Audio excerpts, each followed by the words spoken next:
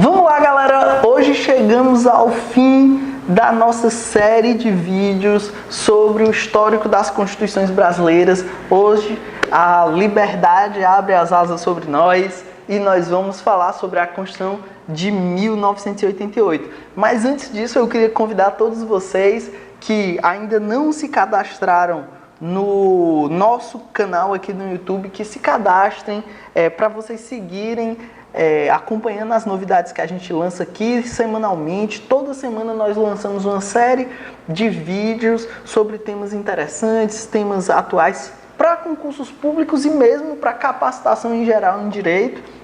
Então, se você quer seguir sendo informado aqui com os nossos professores, por favor, se cadastre aqui no canal, que eu tenho certeza que você não vai se arrepender. No nosso vídeo da semana passada, nós falamos que a Constituição de 1969 acaba logo em seguida ao regime militar. Então, logo o regime militar acaba e é convocada a Assembleia Nacional Constituinte, vem a promulgação da Constituição de 1988. Então, a Constituição vem aí um aninho antes da queda do Muro de Berlim. O mundo estava prestes a mudar já de uma forma geral, o fim da dicotomia entre capitalismo e socialismo, a ditadura acaba, já tendo em vista que o ambiente todo caminhava para esse sentido, é o fim da cortina de ferro na Europa, o mundo vai deixar de ter aquele antagonismo entre capitalismo e socialismo, o capitalismo domina o mundo de uma forma geral e é inaugurada a chamada Nova República. Começa com a Constituição de 88, a chamada Nova República. A Constituição de 88 tem como características gerais ser promulgada, houve uma Assembleia Nacional Constituinte, com eleição de deputados constituintes. É uma Constituição que nasceu com um perfil social-democrata, ou seja, é um capitalismo que admite intervenções na economia e é baseado na participação popular, seja por meio de uma democracia representativa, de deputados e senadores, bem como chefes do executivo eleitos, bem como com alguns instrumentos até mesmo de participação política do cidadão de forma direta, como o referendo, plebiscito e a iniciativa de lei. Pluripartidarismo consagrado no texto da Constituição justamente para se contrapor ao período militar em que haviam apenas os partidos autorizados pelo próprio regime e dois partidos prioritariamente. Continuamos com o modelo da República Federativa, mas agora real e não fictício como existiu no período militar, e uma tripartição de poderes igualmente real, poderes que se afirmam de modo muito claramente. Então, é uma Constituição promulgada, social-democrática, pluripartidária, que constitui uma república federativa e baseada na tripartição de poderes. Detalhamento dessa Constituição de 88. Governo republicano, federal e representativo, como eu já disse para vocês, a forma de Estado é a forma federal e nós, em que pese tenhamos alguns defeitos no nosso federalismo, que é um federalismo de cooperação.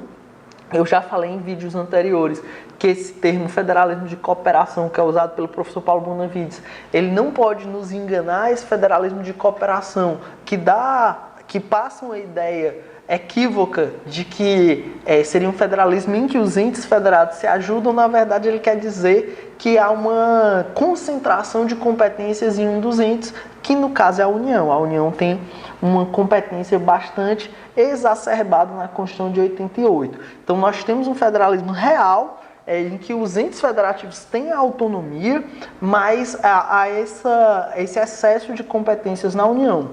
Continuamos com o modelo presidencialista, ou seja, a chefia de Estado e chefia de governo com o presidente da República, os três poderes, executivo, legislativo e judiciário. O legislativo com deputados com mandato de 4 anos e senadores com mandato de 8 anos. No caso dos senadores, com alternância, com renovação dos quadros no formato de 1/3 e 2/3. Cada estado e o Distrito Federal tem 3 senadores e a cada eleição renova-se um, na eleição seguinte renovam-se dois e assim sucessivamente. O Poder Judiciário vai ter como grande peculiaridade, como grande característica, um modelo estruturado com o STF na cúpula, com o dever de guarda da Constituição e 11 ministros. A gente lembra aí que no período militar houve uma oscilação, se chegou a ter até 16 ministros, os militares aumentaram o número de ministros para poder colocar ministros vinculados ao pensamento do executivo e assim poder influenciar a decisão do judiciário a respeito dos temas que fossem de interesse do governo. No regime constitucional de 88, nós fixamos em 11 ministros, acabando com aquelas oscilações que existiram no período militar.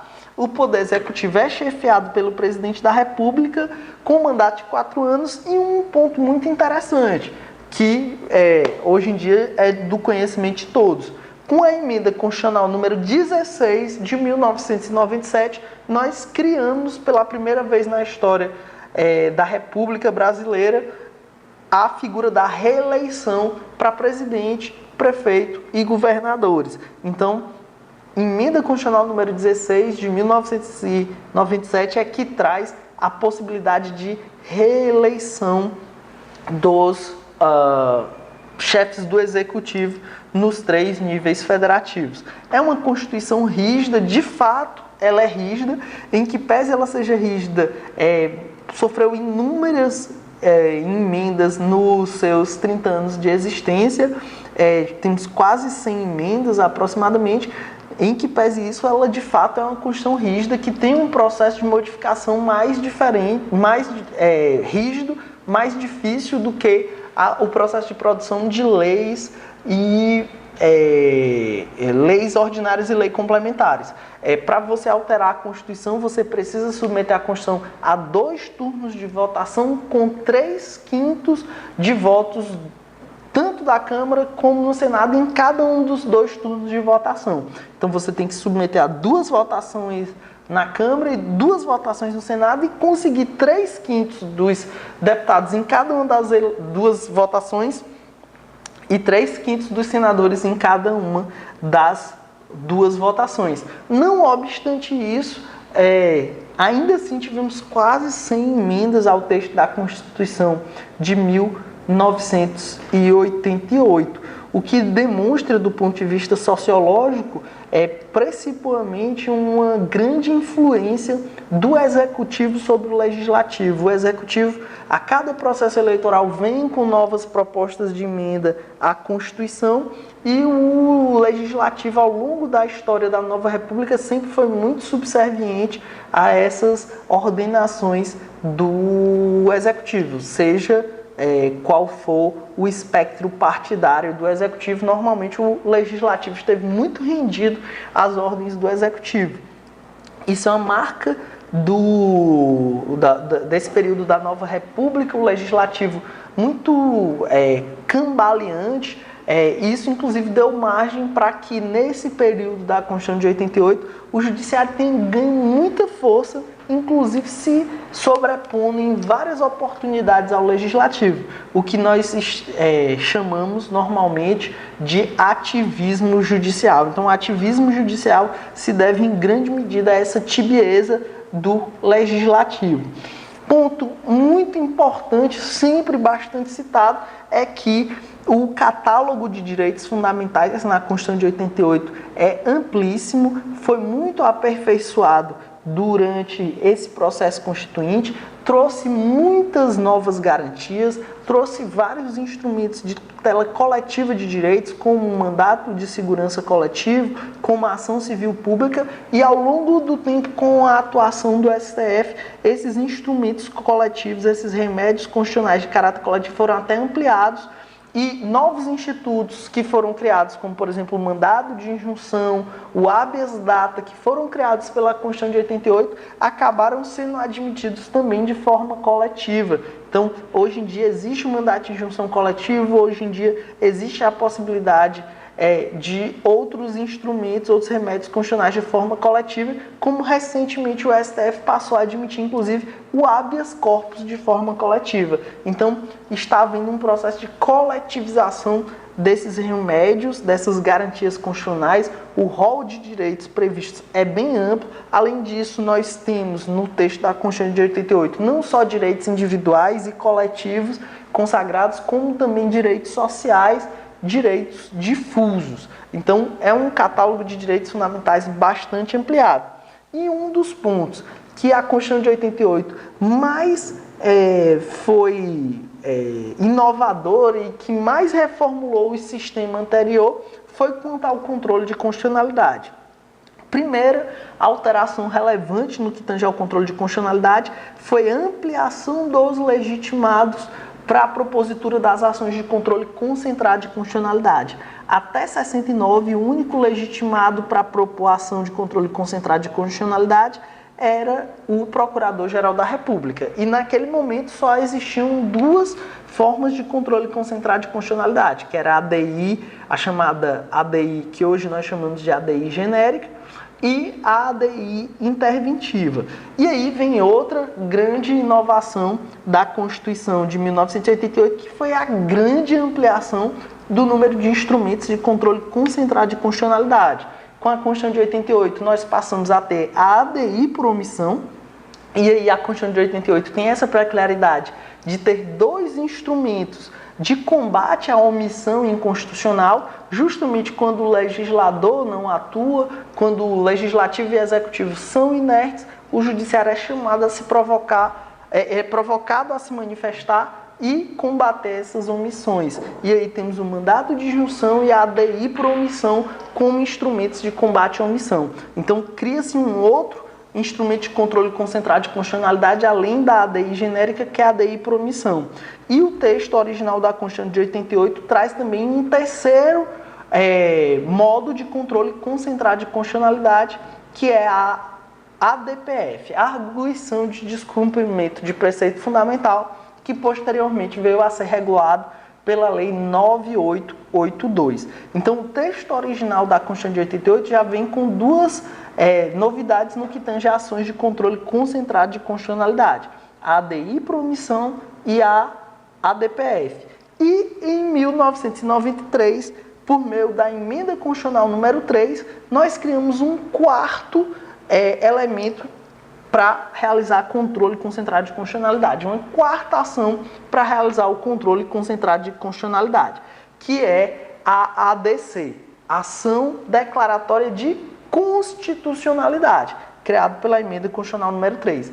Então, a Constituição de 88 ela é bastante inovadora por ter ampliado o número de legitimados para a propositura das ações de controle concentrado de constitucionalidade. Antes era só o Procurador-Geral da República. Em 88 a gente amplia severamente isso, tem todo o rol de legitimados do artigo 103 da Constituição, um número bastante elevado, dando legitimidade ao presidente da República, aos governadores,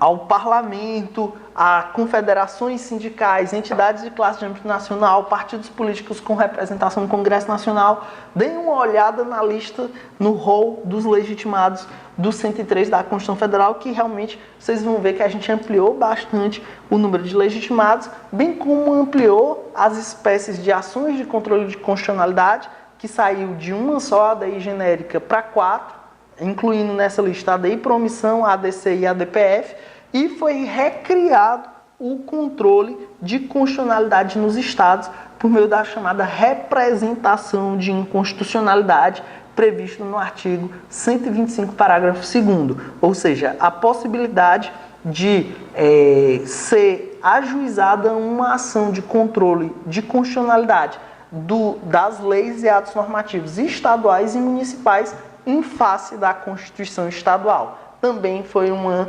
inovação da Constituição de 88.